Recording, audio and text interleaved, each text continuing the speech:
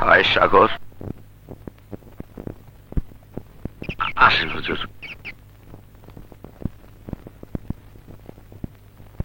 সালাম হুজুর। ওয়ালাইকুম আসসালাম। আসসালামু আলাইকুম হুজুর। ওয়ালাইকুম আসসালাম।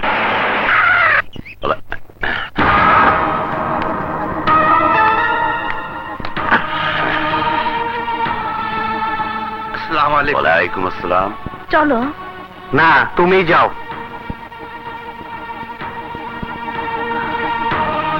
ওয়ালাইকুম আসসালাম। ওয়ালাইকুম আসসালাম।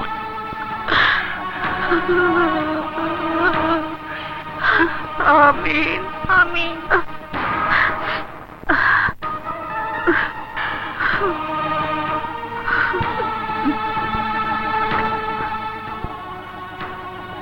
কি দেখতাছো? গাড়িতে ওঠো। যাওয়ার আগে বাবার কাছ থেকে একটু দোয়া নিয়ে আসি। এত বছর যখন দোয়া করে নাই, আজ আবার আশা করতাছো কেন? মন থেকে যদি আজ দোয়া না দেয়, তাহলে ওই তাদের কাপড় দোয়া হিসেবে নিয়ে গিয়ে আমি সারা শরীরে জড়িয়ে রাখবো। মিসকিন হইবা? ঠিক আছে, যাও। খয়রাত নিয়ে আইসা কিচ্ছা খতম করো। যাও, চল ভাই।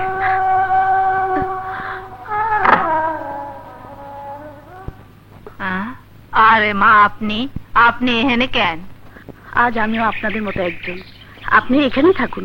সালাম। ওয়ালাইকুম আসসালাম। সালাম আলাইকুম। ওয়ালাইকুম আসসালাম।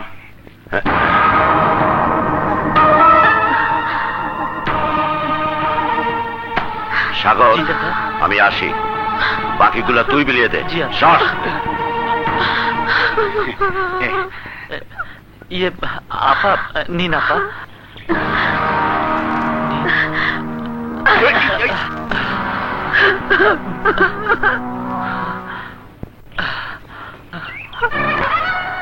এত বেশি কথা আমি পছন্দ করি না, বুঝলে গেছস? আমার সব সয় সম্পত্তি ওর বাপের দেওয়া। আমগো পার্সোনাল ব্যাপারে তুই কথা কবি কেন? আমারটা খায়া পইরা কোন সাহসে তুই আমার শ্বশুর বাপ জানরে অপমান করে কথা কস? না ঢালু, এইভাবে কথা বলাটা তোমার ঠিক হয় নাই। কেন বোঝো না? রায়হান চৌধুরীর কাছে এখন তার ছোট মেয়েটাই বেশি প্রিয়, তাই বড় মেয়েটারে দেখলে একটু দূর দূর করে। কি আর করবা, সবে কপালের লিখন। খুব জোরে লাগছে না? আয়, একটু আদর করে দে। আয়, তোরা কেউ জানোস না রে ভাই, এই কলজারার ভিতরে কিছুই নাই। ওই চৌধুরী আমার জ্বালায় পড়ায় কিচ্ছা খতম করে দিছে। এর প্রতিশোধ আমি নিমুই। তোর বাবিরে দেওয়ার দেখ কাইরা নিছি, বাকিটা আমি নেব ওর ছোট মেয়েকে দিয়ে।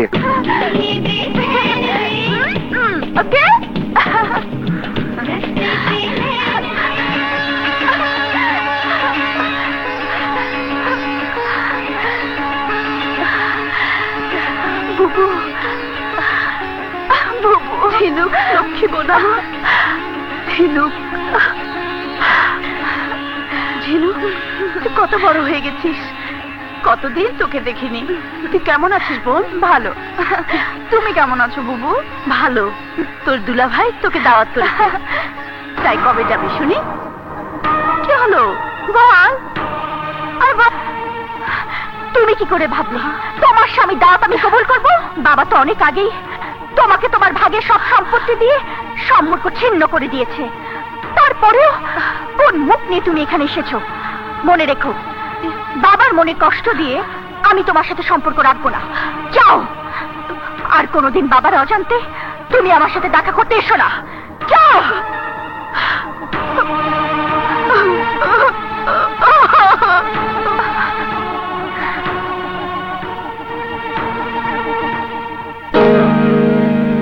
মাগো, তুমি বলো কি এমন অপরাধ করেছি যার জন্য বাবা আমাকে মেয়ের অধিকার থেকে বঞ্চিত করে রেখেছে?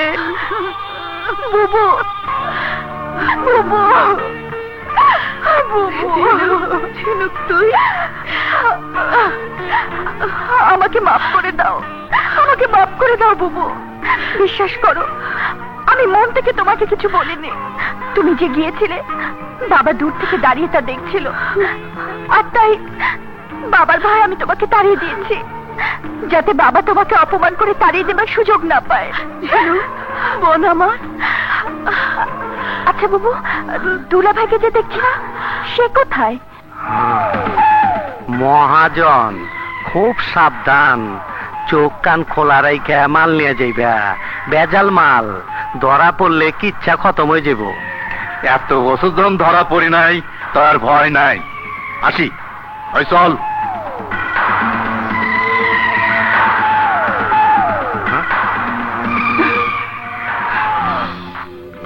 কিরে, কইছি না খবর না দিলে আবি না? তোমার খবরের লেগে আর কত পয়সা থাকুম?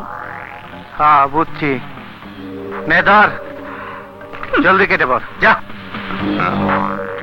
তাই জেসমিন আর ঢালুর বিয়ার কি করলা? কথা যখন দিছি তখন সময় এলে কাম সাইরা ফেলামো।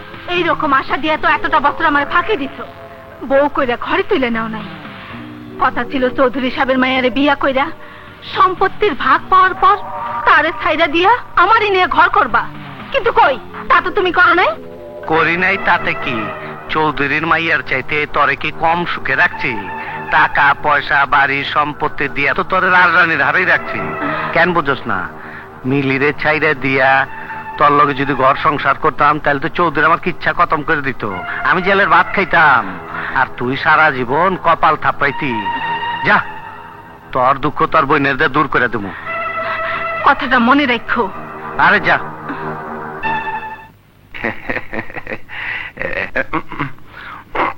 বাইগনা, আমি ওইখানে খাড়ায় খাড়ায় সব শুনছি, আর তাই ডাইন হাতে তালুটা কেন যেন চুলকাইতেছে।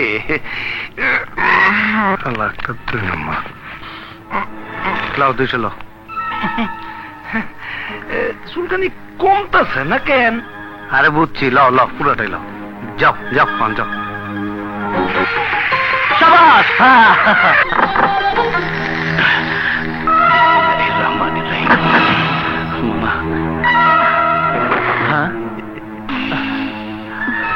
কেমন আছো তুমি? ভালো।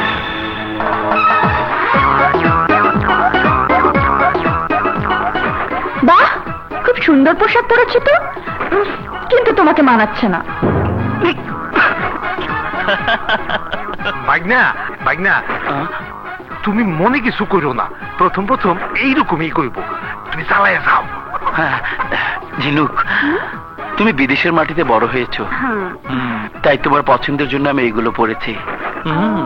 প্লিজ সত্যি করে বলো তো কেমন লাগছে? ভালো লাগছে, সুপার। চলো আরো সুপার খেলা দেখি। চলো।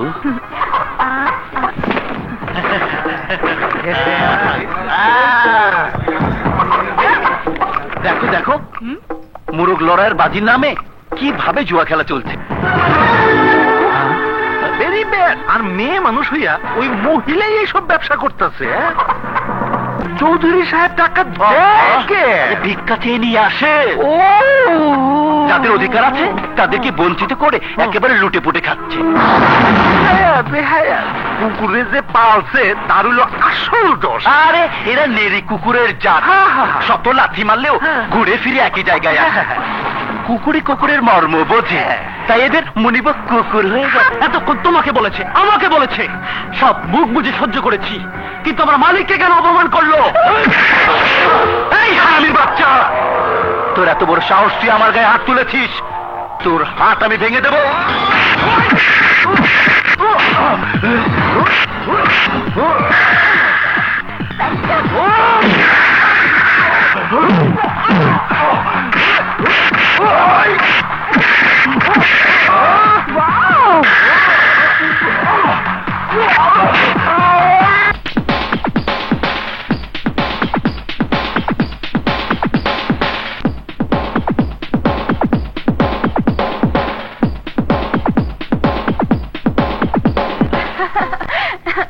সাগর। মেম সাহেব, আপনি খুব সহজে মন যা চাইছে তাই করছেন, কিন্তু আপনার এই চাওয়াকে খুব সহজে মেনে নেওয়া হবে আমার জীবনের চরম অপরাধ। কারণ মা বাবা বেঁচে থাকা সত্ত্বেও সেই ছোটবেলা থেকে আমি এতিমের মতো বেঁচে আছি। আপনার বাবা আমাকে মা বাবার স্নেহ মায়া মমতা দিয়ে গড়ে তুলেছেন। আমি ওনার মাঝে সেই কষ্টকে ভুলে আছি, আর তাই তাকে আমি আমার জীবনের চাইতে বেশি ভালোবাসি। উনি কষ্ট পাবেন আজ পর্যন্ত ভুলে এমন কোনো কাজ আমি করিনি। তাই আপনার কাছে আমার অনুরোধ, হঠাৎ খেয়াল খুশি মতো এমন কিছু করবেন না যাতে আপনার সম্মান হানি হয়, আপনার বাবা কষ্ট পায়, আপনার বংশের মান সম্মান সব নষ্ট হয়। ভুলে যাবেন না আমি আপনাদের চাকর।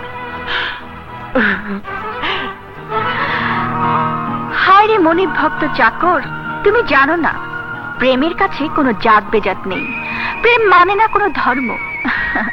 আর তাই আমিও করে যাব আমার কর্ম।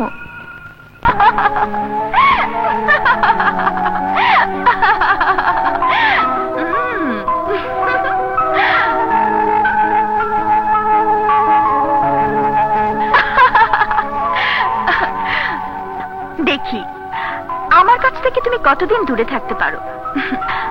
আমাকে তোমার ভালোবাসতেই হবে। আমার আশা পূরণ না হওয়া পর্যন্ত তোমার পিছু আমি ছাড়ছি না।